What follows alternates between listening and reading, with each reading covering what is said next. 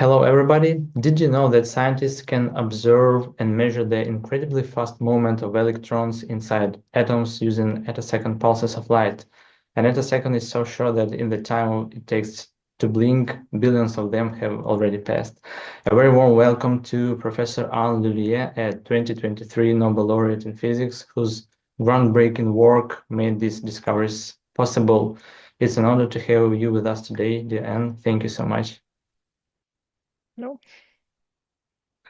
I want to ask you first that you mentioned earlier that the key quality of a researcher is perseverance. And do you think this quality can be taught to young scientists or just something that from the birth we have? I do think that it can be taught or it can be trained to not to Yeah, give up. Absolutely, you can learn to do that. I I think see. it's a quality for life in general. Yeah, I also imagine that perseverance must have played a major role in your own success, especially during some challenging moments in your research, right? Yes, absolutely. Yeah. Okay. Um, Next thing, the concept of harmonics in both music and physics is so poetic, and it's fascinating how art and science can inspire each other.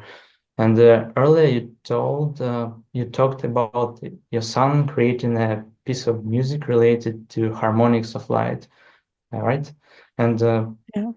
yeah, it's amazing how your scientific research has been able to inspire creativity even within your family. And yeah, I want to, if you were asked to create a symphony of attosecond pulses, just to imagine what feelings or natural phenomena would you want to convey through this music? How do you think? I'm not a musician, so um, it's a very difficult question. Um, really, I don't know. Okay, in any case, it's great that harmonics is so close to each other in music and physics. It's really amazing.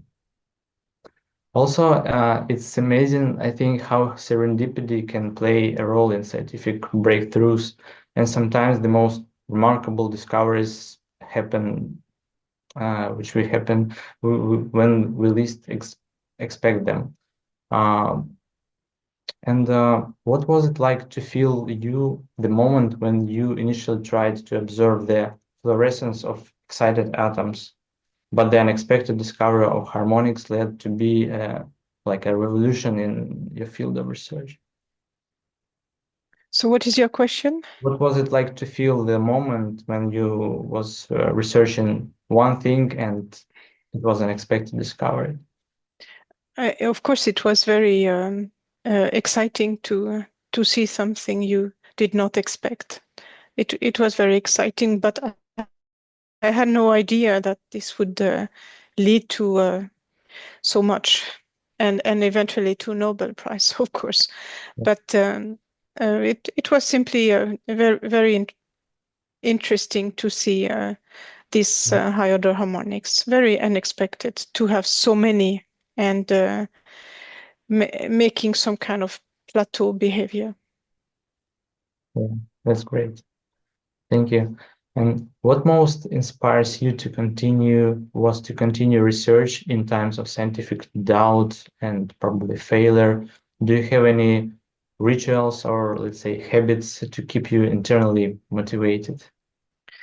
Well, what motivates me is to learn new things. So um, that is what is motivating me as a researcher in research to try to learn new things, to do new experiments and interpret them.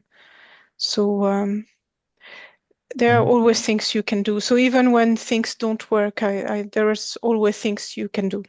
That's my, yeah, Yeah, the way I can of course, continue. of course. Research can be a long and unpredictable journey. Yes, absolutely. Great. And your work The involved, other thing I also do is my work is not only do research, is also teaching. So in times where research is not going very well, then you have always the teaching part. yeah, I see. That's great. And your work involved studying electron motion and time at a second level. But how has this changed your, let's say, philosophical perception of time and its role in our world? It has not changed the way I think of everyday's life. If you this is your question, Yeah, and to me, we do research, and we're not really following in time and space the electron. We cannot see the electron, but we look at the wave motion of an electron wave packet. This is what we are doing. So we are doing specific experiment, and so this has not changed my perception of time. No. I see. Thank you for sharing that. I also have some thoughts about the ideas of zeptosecond research. It sounds like science fiction today, but it's incredible to think how quickly science progresses. So, and in regard to the possibilities of working with zeptosecond pulses, do you think that this direction can open new horizons in physics and technology in future? I think so. You can certainly go to shorter time scales with the same technique. It's there is no fundamental limit. You yet at least you can have these harmonics um, be phase locked over a very broad bandwidth, and in that case you could have even shorter pulses. But um, Yeah, and what can you do is that you can look at, for example, electrons which are deeper in matter that move faster. Um, Maybe look at nuclei. I don't know, but my camera is not working well. Do you see it or not?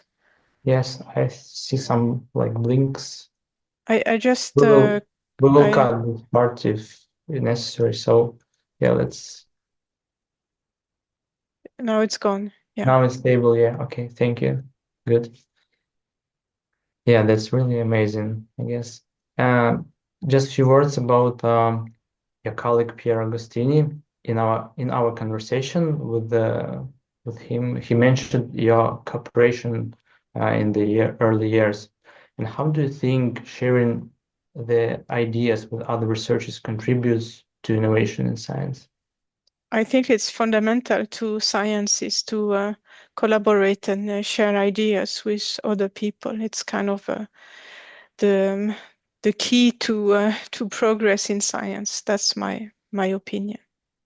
Yeah, that's the truth. Yeah. Okay, and what technological advances might push the boundaries of science even further in the future? And how do you think would there be a role of artificial intelligence over there? I don't want to answer this question because I am not expert in artificial intelligence, but certainly it will lead to further progress in science. That's I can say. But again, I'm not expert on this, so I don't want to make any Yeah, prediction. okay. We just see a little now that it's increasingly being used in science to model complex Yeah. processes, maybe just a way to accelerate discoveries. So we'll see for that. Okay, it's always interesting also to imagine how skills from one field might translate into breakthroughs in another. And I want to ask you if you had an opportunity to be a researcher in any other field of science for today, which field would you choose and why? Um, well, maybe I am a little bit boring, but I like physics very much. to me, I chose the best possible field of research. So if I was to start again, I would choose the same field of research, atomic physics and laser physics. Yeah, it's really amazing field of knowledge for everyone in the world. Yeah. And your journey is so inspiring, and your example is crucial for encouraging more women to pursue careers in STEM fields. What advice would you give to young girls who want to pursue a career in science but probably face some gender stereotypes?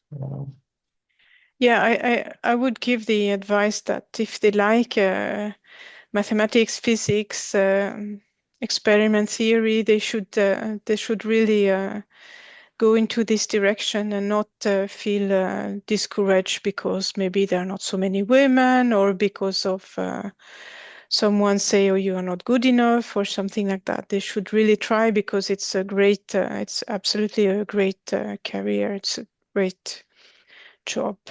Um, Yes, and also I want to say that if you are, um, it's you can raise a family and have a career in science, at least in some countries, and if you have good partners. yeah, great. Even in our big time scientific community, we see even more and more women related in scientific Yeah. activities and publications as well. Yes, I agree. I mean, I think the situation is much better than 50 years ago, and even much more better than 100 years ago. And I think it's gonna get even better. Yeah, it's scaling. Okay, great. Thank you That's so what I much. hope, at least. Yeah. Yeah, I believe it would be. So, dear Anne, thank you so much for this Thank you. incredible, inspiring conversation. Your thoughts and experience shed new light on the beauty and complexity of science. I wish you continued success in supporting groundbreaking discoveries and inspiring the next generation of scientists. So it's been an absolute honor to speak with you today. Thank you very much. Bye Thank bye. you, Dan. Thank you. Bye bye. Bye.